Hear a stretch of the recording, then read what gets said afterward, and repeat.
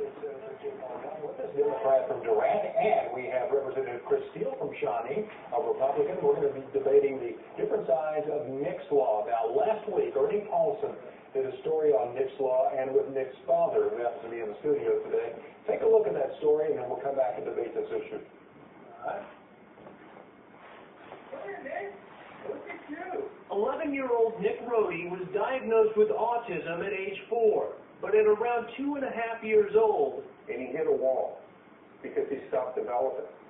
Wayne Rohde says his son's autism was severe, which he admits can be challenging. It's extremely difficult.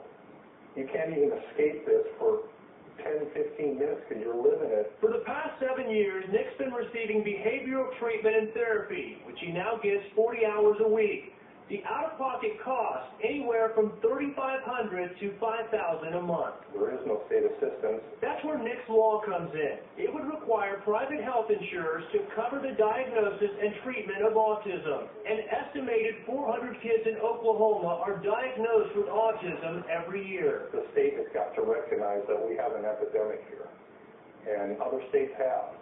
8 states have already passed similar legislation. About 24 are currently considering it. As for Oklahoma, this is the second straight year Nick's Law has failed to pass. We approach this as a bipartisan approach. But earlier this year, the bill was killed in a House committee, right down party lines. Democrats voting for it, Republicans against. They brought it into a political game, and they forgot what it's all about. It's these children back here that are suffering, that need these treatments and therapies to become self-sufficient.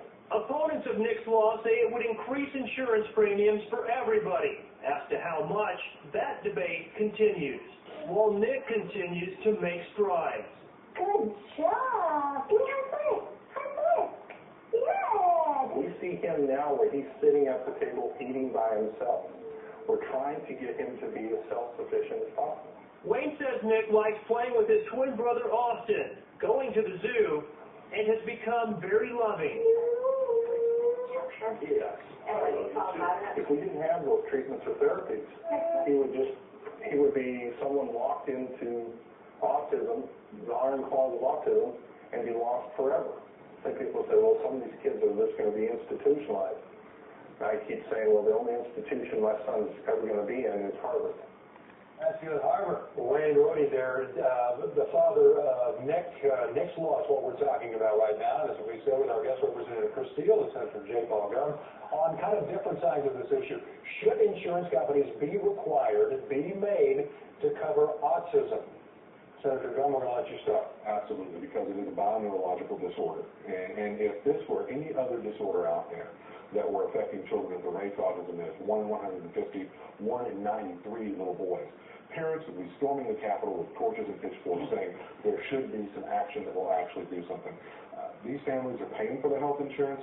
They're being routinely denied anything that relates to autism, including some physical maladies that otherwise would be covered by insurance.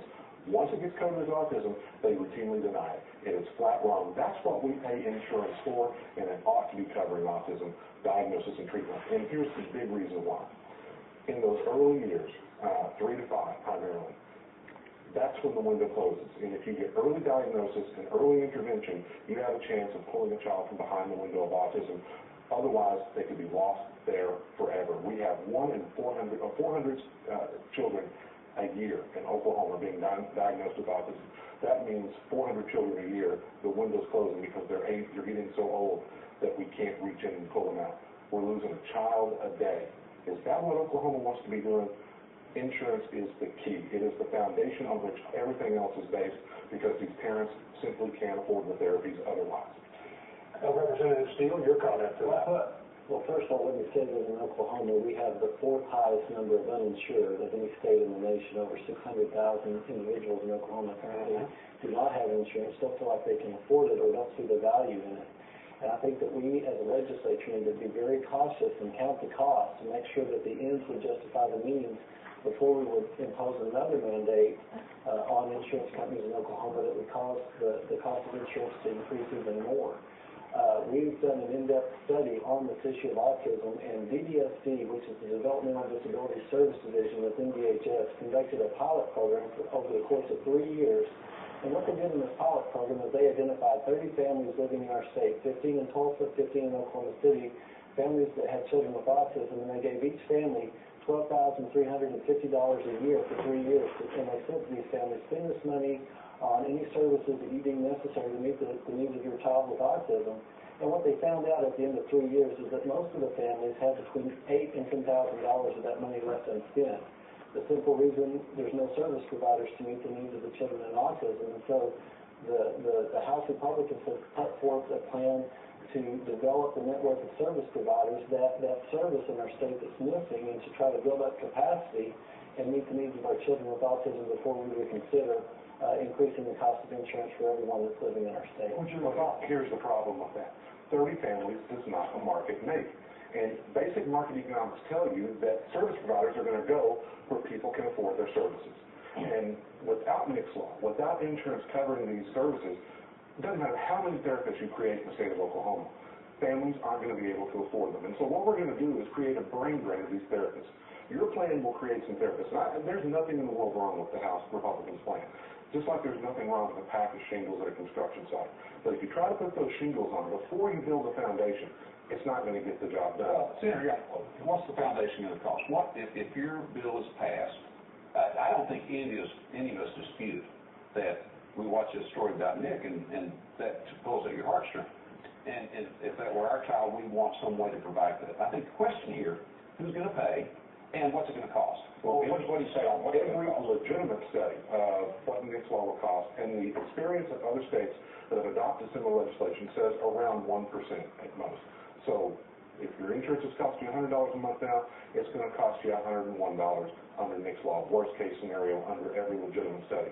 Now, I'm sure Representative Steele is going to talk about a study that the House of Representatives commissioned. What percentage of children have autism? Well, it's 1 in 150 will be diagnosed with that. I don't know what to tell you. I mean, your numbers don't add up. If 1 in 150 have it, and if it costs $4,000 or $5,000 a month, that doesn't add up to costing 1% on health care. So when you look at what you do with insurance, you spread the risk across the widest pool possible.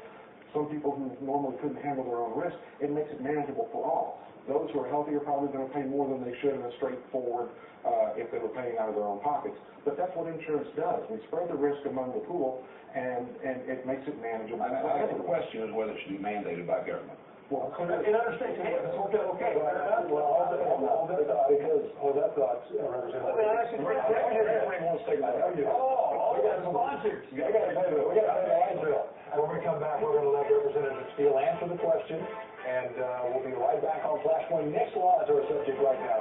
Don't go away.